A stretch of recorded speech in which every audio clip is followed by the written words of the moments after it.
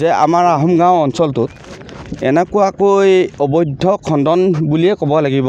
কাৰোবাৰ চিলিং চাপৰি খান্দিছে, কাৰোবাৰ ম্যাদী পটা খান্দিছে, কিবা খান্দিছে, ক'ৰবাত মাটি গৈ আছে। কিন্তু এটা কথা হৈ গ'ল কি, আমাৰ পঞ্চায়তৰ এটি ৰাস্তা, পঞ্চায়তলৈ যোৱা ৰাস্তা, সেই পঞ্চায়তলৈ যোৱা ৰাস্তাটো ইমান হেভি ৱেট দি গাড়ী চলা ৰাস্তা বনোৱা নাই।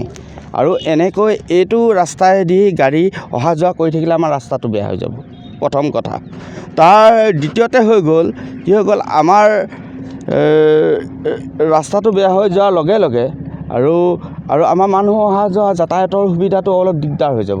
কাৰণ এইফালেদি শ্বৰ্টকাট মাৰিব পাৰে, যাব পাৰে। আমাৰ ভাই বন্ধুসকল বা আমাৰ ল'ৰা ছোৱালীবিলাকে স্কুল কলেজলৈ যায়। সেই বস্তুটো সকলোৱে জ্ঞান কৰিব লাগে। কাৰণ সেই বস্তুটো আমিও বিচাৰোঁ সকলোৱে জ্ঞান কৰক আৰু সকলোৱে বিচাৰি লওক।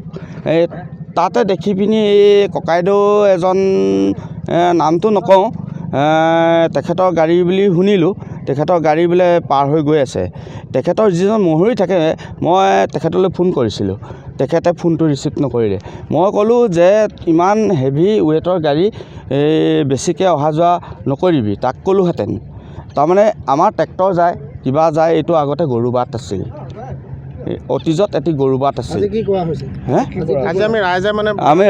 আমি এই ৰাস্তাটো মানে আগত পঞ্চায়তে এখন গেট বনাইছিল, গেটখনো ভাঙি পেলালে। মানে হেভি ৱেট গাড়ী নাযাবৰ কাৰণে ৰাস্তাটোত মানে সেই গেটখন ভাঙি পেলালে। সেইটো বৰ দুখৰ বিষয়। অহৰহ চলিয়ে থাকে। আমাৰ আহোম গাঁও অঞ্চলটো কিমান পুখুৰী খান্দিছে, কিমান কি কৰিছে নাজানো। আৰু সেই অঞ্চল, আমাৰ আহোম গাঁও অঞ্চলত কাৰ কেনেকৈ নিজৰ মাটিয়ে খান্দিছে নে কাৰোবাৰ চিলিং চাপৰি খান্দিছে, কাৰোবাৰ মানে